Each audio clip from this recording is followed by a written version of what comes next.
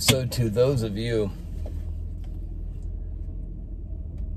who think that the Jehovah's Witnesses are foolish,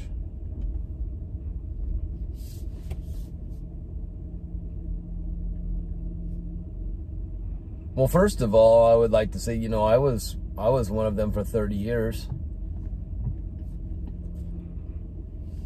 The thing is, I was born into that religion and raised in it. It was drilled in my head every day of my life that what we believed was the truth, and that our leaders were teaching us the truth, and we weren't supposed to question our spiritual leaders.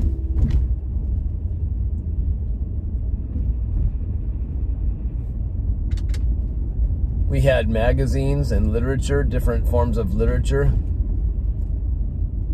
that had pictures of an ideal earth, what an ideal earth would look like, filled with people that dressed just like Jehovah's Witnesses, looked just like they were Jehovah's Witnesses. An earth filled with Jehovah's Witnesses, where children could play with lions and tigers and bears, oh my. Where people are eating nothing but fruits and vegetables. Dressed very much like the Jehovah's Witnesses, very clean shaven, because no men are going to wear beards in God's perfect earth.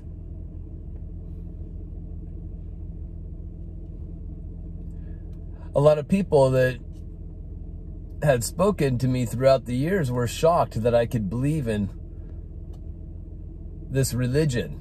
Don't you guys, you don't celebrate anything? You don't celebrate birthdays or holidays or anything like that? You don't take blood transfusions if your child is dying? You are not allowed to vote? You don't do the flag salute? You don't have anything to do with politics? You can't play sports? Watching football was a big no-no, because that means you're watching violence and competition, and playing sports teaches you nothing but violence and competition, putting yourselves above others. Never do they ever talk about the teamwork that's involved. They just show you the negative. But anyway, all this stuff, you know, I wasn't allowed to go to college. All these rules, how can you be fooled by this? And when I get out of the religion, I never was thinking, how did I get fooled by this?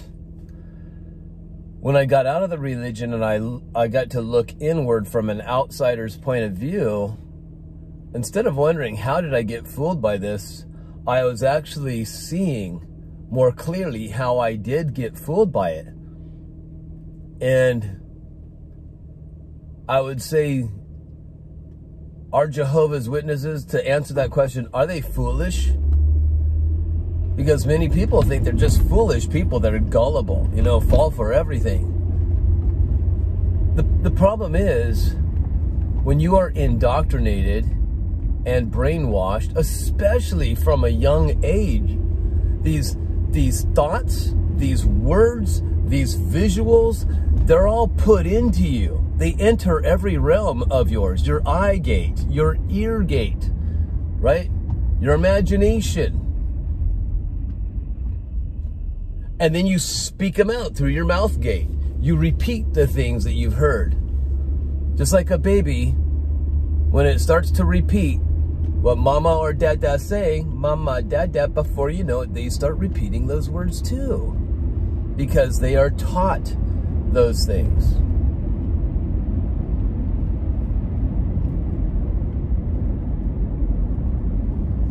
So I don't necessarily say it's because they are foolish people that's why they fall for the Jehovah's Witnesses religion, or because they are gullible, at least not for those that were born and raised into it, or grew up in it from a young age. You know, I was hearing a man recently speaking about how his father became a Jehovah's Witness when this young man was like 3 years old. His dad became a Jehovah's Witness, so this man was raised a Jehovah's Witness from 3 years of age and onward. You know, that's a young age.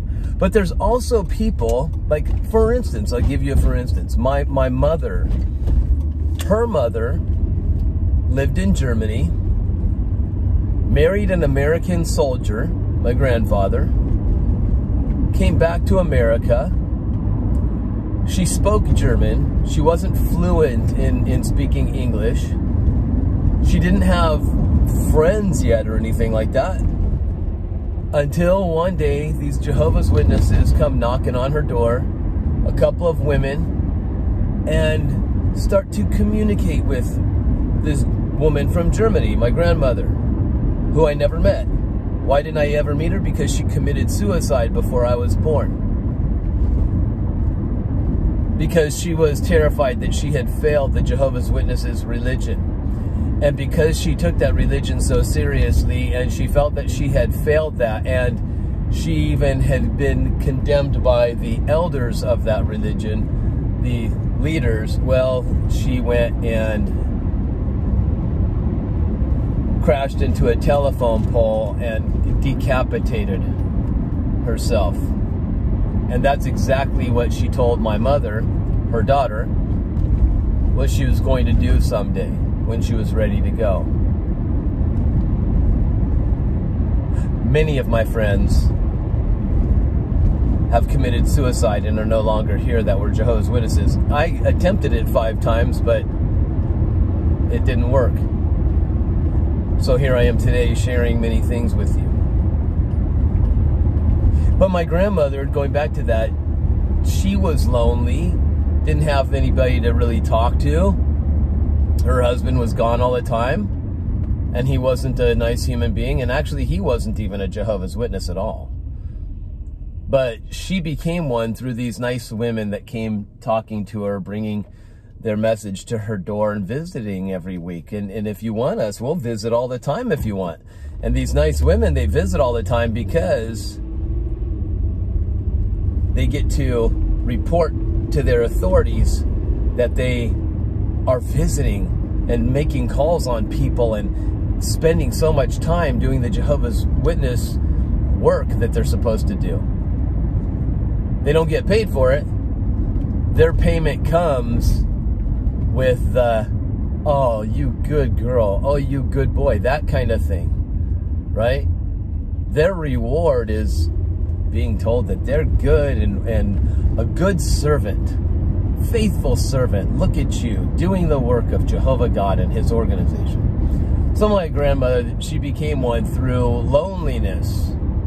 And she didn't know anything about the Bible or anything like that. So when these Jehovah's Witnesses women explained to her things, and this is what's going to happen in the world, and everything's going to be a paradise, and we'll all speak one language, and we'll all understand each other, and it's going to be love, love, love. Well, you can imagine that appealed really well to my mom's mom. And so my mom's mom started having children and raised her kids in the Jehovah's Witnesses religion. And then I inherited that through my birth. And that's how it all began. And my mom ended up marrying a man that was raised Jehovah's Witness too. And this man was my father, who I didn't know. I only met him once. Well, I met him when I was a baby, but I don't remember that. But when I was 22 years old is my first memory of meeting my father, right before he died. So going back to this, are Jehovah's Witnesses foolish? For those of you that think they are, I would like to say this to you. And this isn't a video to defend Jehovah's Witnesses, nothing like that. Not to defend them, not to put them down.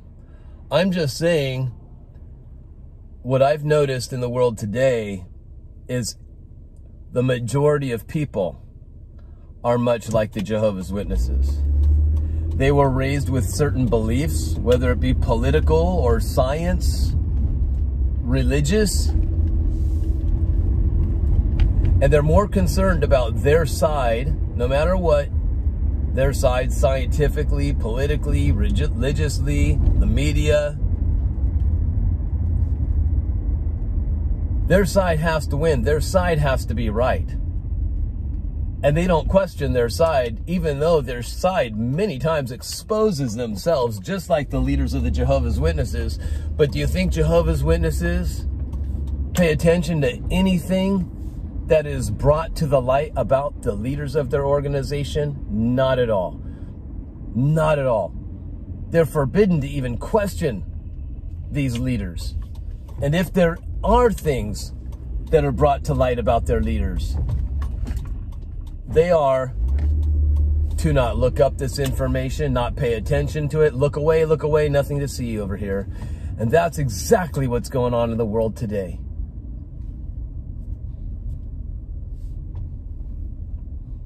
If the government says to do something, well, the government would never steer us wrong. We must do it, especially if the government uses fear tactics. And the media spreads this news, that these reports from the government. So the media's involved, the political authorities are involved, and even, yes, the religious authorities are involved.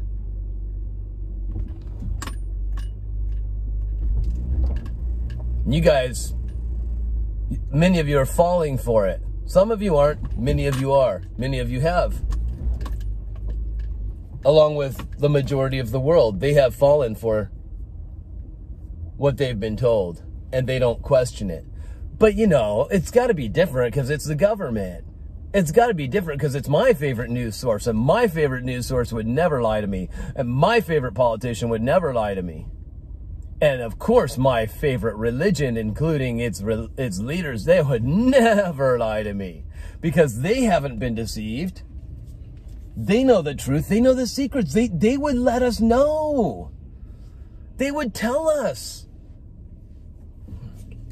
They wouldn't lie to us. They don't have our interests harm in us. They don't have their interest to harm us.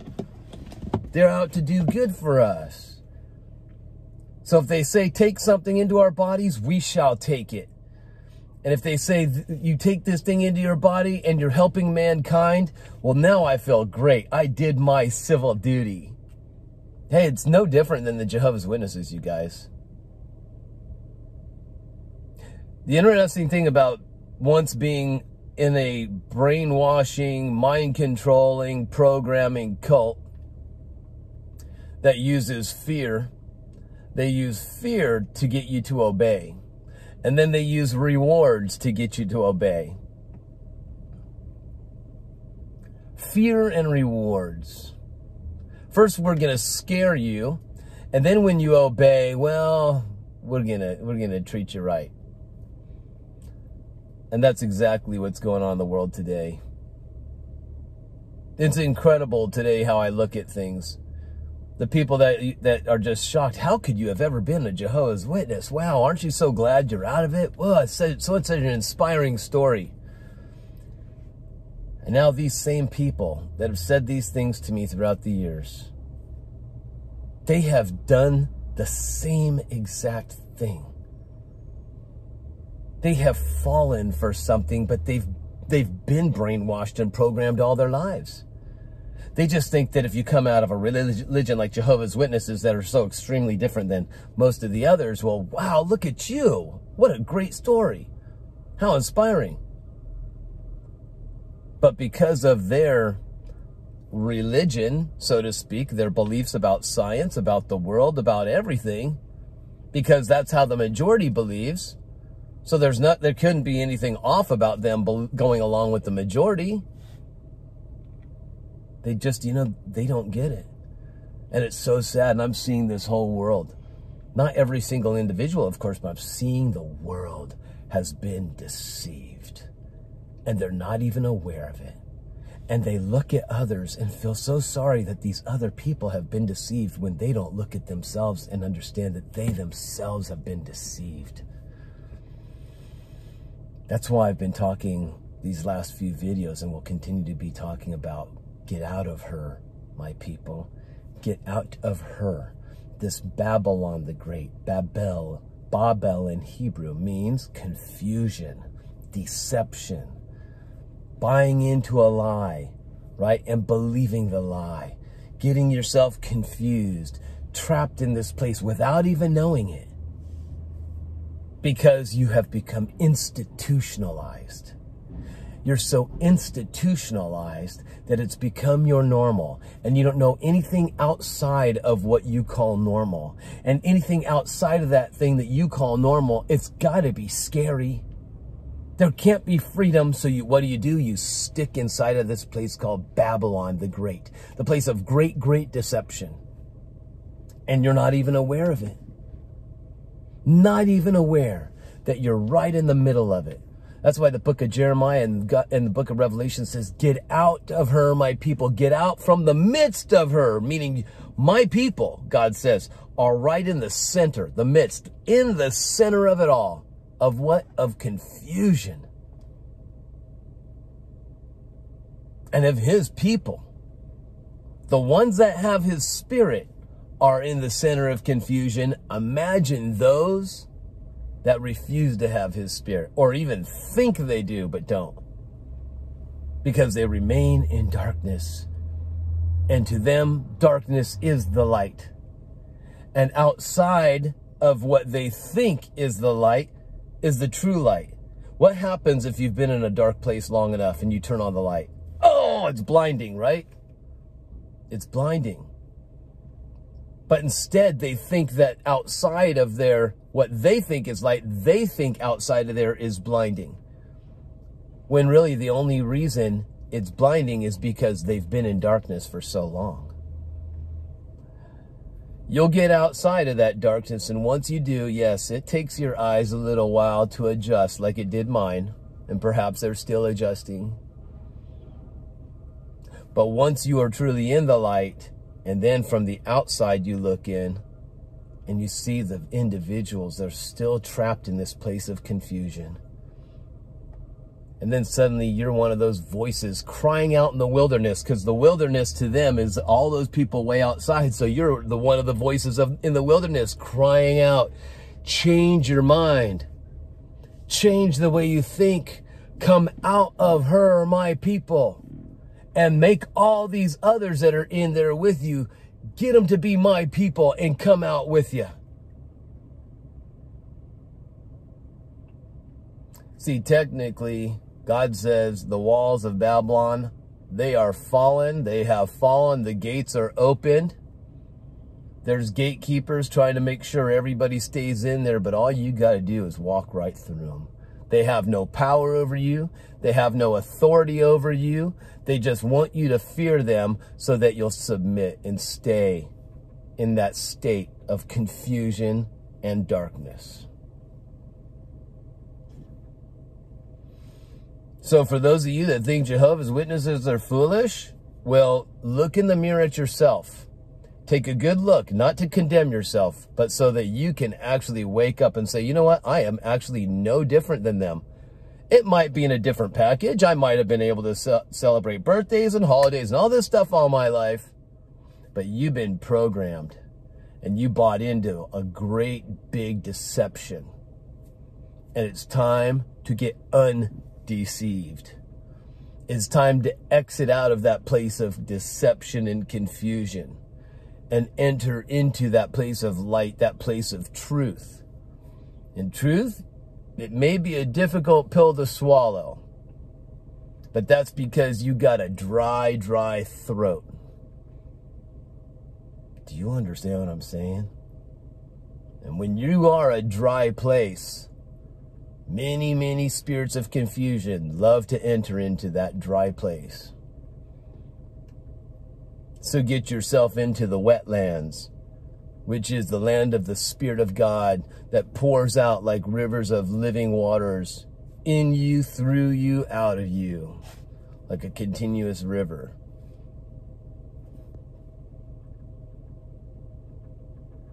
I hope this has been a blessing to you. I hope you seriously think about things. Don't be so egotistical and cocky just to think that, well, no, not me. I'm not one of those people that have been fooled. My life is great. I have money.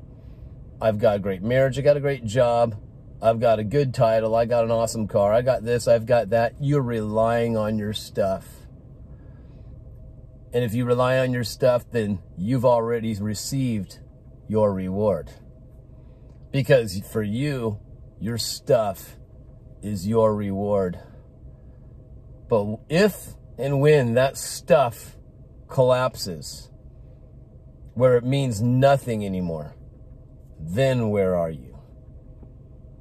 And then where's your reward? Because you've been depending on those titles and those things that you've been attached to.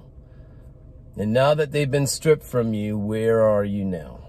You understand? This message is not to instill fear. This message is to help wake you up. Because you're sleeping and you're dreaming. And they've convinced you that you're not. Because they are the gatekeepers of this confusion. And they want to keep you in that state. Because they are in that state as well.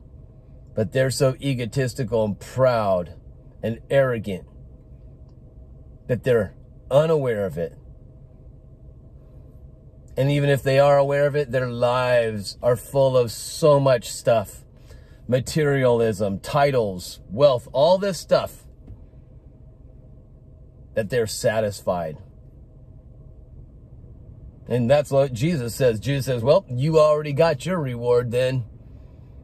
What you got in your life, that's your reward. So enjoy it while it lasts. Right? Get out of her, my people. Get out of her. She's a spirit of confusion. She's a spirit of deception. And she wants to take you down with her. Get out. Wake up.